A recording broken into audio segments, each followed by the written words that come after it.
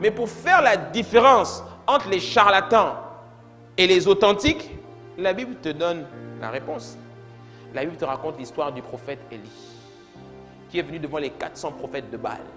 Le peuple était là. Il a dit, ok, il n'y a pas de problème, il n'y a pas de problème, il n'y a pas de problème.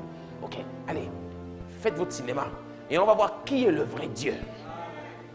Ils ont prié, ils ont dansé, ils ont tout fait. Il a dit, insistez, hein, peut-être qu'il est en train de dormir. En tout cas, celui qui arrivera à faire tomber le feu, c'est celui-là qui aura le vrai Dieu. Ils ont fait ça pendant des heures jusqu'au soir tard. Élie a eu le temps de dormir et de se réveiller. Les gars étaient toujours en train de danser.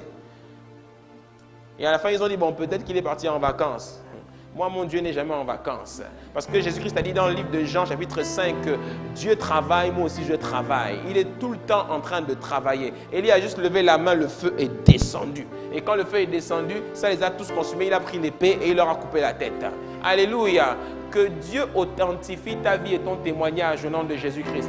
Que le feu descende sur toi, sur ta maison, sur ton argent, sur tes biens. Que le feu descende et qu'il y ait une vraie démarcation entre toi et les païens. Alléluia. Acclame le Seigneur. Oh.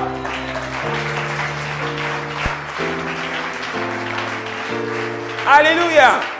Ouais. Les miracles et les guérisons permettent de libérer la joie dans les cœurs. Il faut que la joie revienne dans les cœurs des gens. Quand les gens voient les miracles, ils sont contents. C'est pour ça que beaucoup, vous avez du mal à sourire. Parce que vous n'expérimentez plus le miraculeux. Parce que vous ne voyez plus trop Dieu à l'œuvre dans votre vie. Mais ce n'est pas vraiment de la faute de Dieu. C'est parce que vous ne le désirez pas vraiment. Que tu rentres à la maison tout à l'heure, que tu ailles dans ta chambre et que tu dis, Seigneur, que le Dieu de Lucondias là vienne dans ma vie. Seigneur, que ce Dieu-là que tu es vienne dans ma vie. Si le Dieu qu'il a annoncé là est vrai. Non, Seigneur, ça fait 10 ans que je suis en Jésus-Christ. Je n'ai jamais vu des choses comme ça dans ma vie. Je veux voir une authentification claire dans ma vie, Seigneur. Avant la fin de cette année, Seigneur, ne laisse pas les gens continuer à se moquer de toi dans ma vie.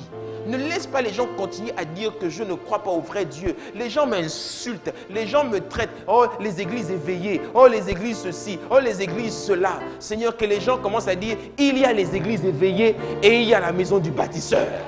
Alléluia, oui. Que les gens disent, il y a les chrétiens ci, les chrétiens ça, et il y a les enfants de la maison du bâtisseur.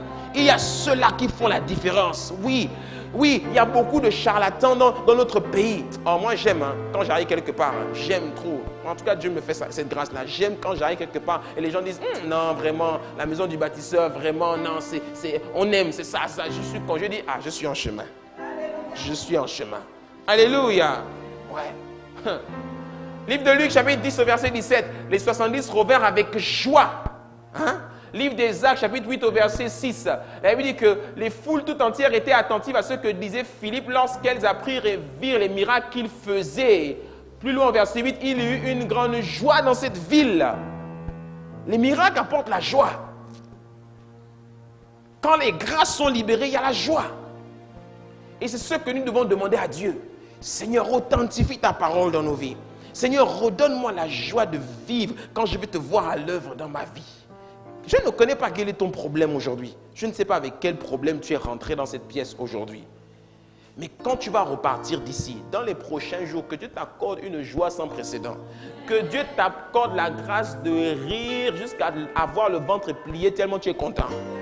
Que Dieu t'accorde la grâce de rire du Saint-Esprit. Tu sais ce que c'est que rire du Saint-Esprit? C'est rire quand on est rempli. On est rempli et on ne s'arrête plus. Que Dieu t'accorde la grâce de danser seul dans ta chambre quand on t'apprendra cette bonne nouvelle que tu attends depuis si longtemps.